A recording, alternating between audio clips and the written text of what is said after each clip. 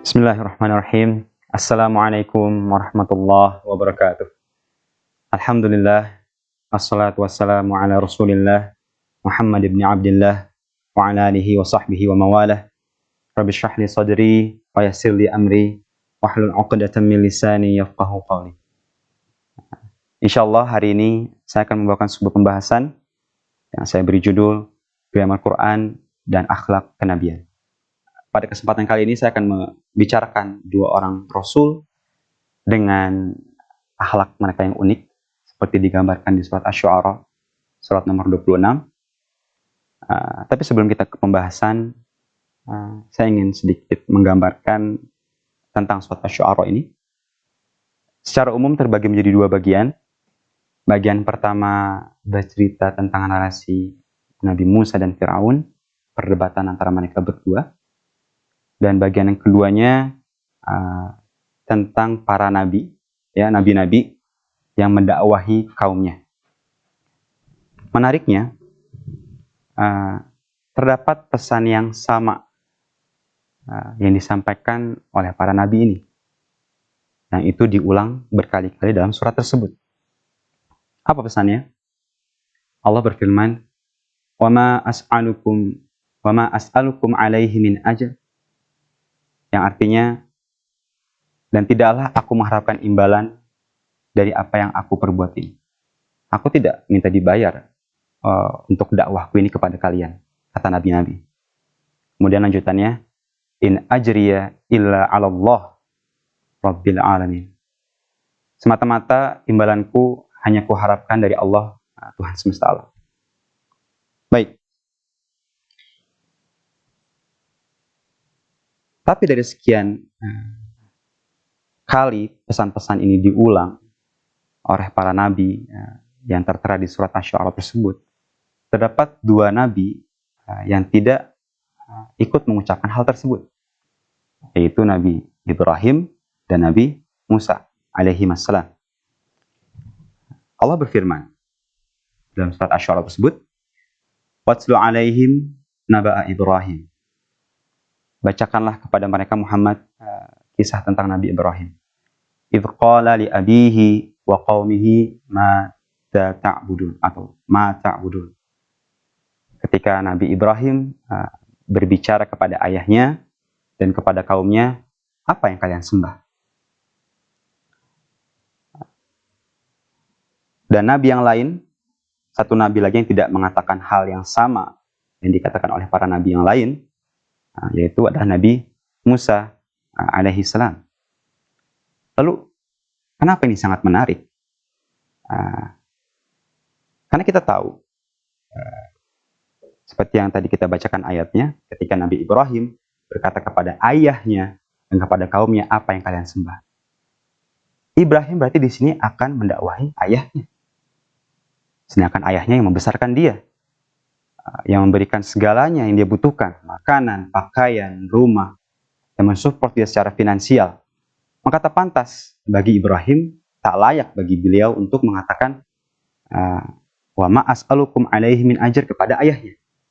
Kan ayahnya membesarkan dia, ayahnya yang memberikan dia makan. Maka Ibrahim sudah dari dulu mendapatkan benefit dari yang menjadi anaknya.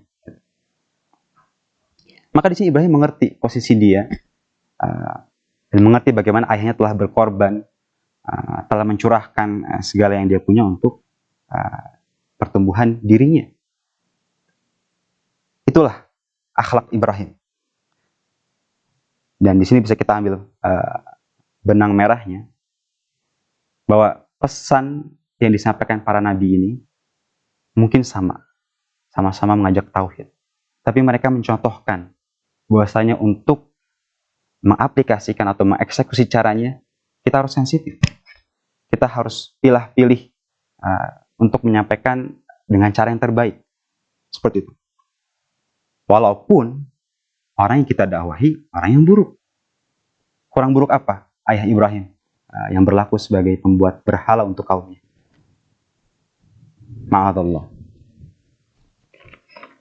Kemudian, Nabi yang seperti Nabi Ibrahim tidak mengatakan wa ma as'alukum alaihi min ajr adalah Nabi Musa alaihi salam. Kenapa Nabi Musa tidak mengatakan hal itu? Kenapa Nabi Musa tidak mengatakan hal itu? Karena yang didakwahnya adalah Firaun. Dan kita tahu bahwasanya Musa dibesarkan oleh Firaun. Musa dibesarkan di istananya, diberi makan, diberi pakaian oleh Firaun dan istrinya. Dan bahkan sampai Musa tumbuh menjadi pria dewasa, semua merupakan jasa-jasa Firaun.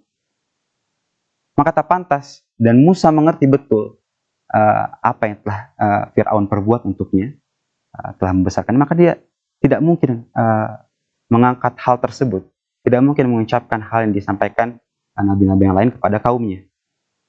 Seperti itu. Kaum muslimin dan muslimat yang dirahmati oleh Allah, insyaallah, poinnya yang harus kita highlight dari hal ini adalah bahwasanya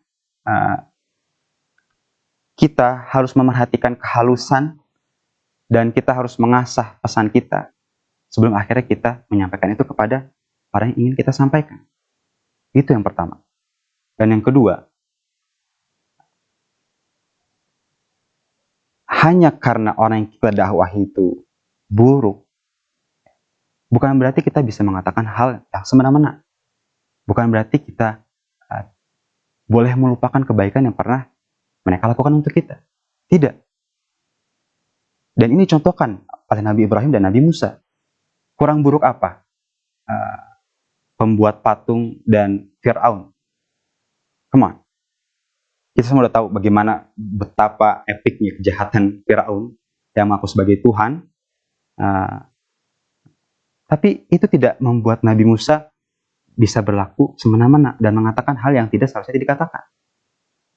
Kemarahan kita kepada orang yang kita dakwahi atau yang dia perbuat gak membuat kita bisa menghalalkan segala cara untuk mendakwahi dia. Tetap harus memilih hal yang harus kita sampaikan, terutama untuk orang-orang yang kita cintai. Seringkali kita mudah frustasi berhadapan dengan keluarga kita, yang membuat kita mengucapkan hal yang tidak mungkin kita ucapkan kepada orang lain. Ma'adallah. Maka dari itu, semoga Allah menganugerahkan kita taufiknya, agar kita bisa menjadi dai-dai yang representatif,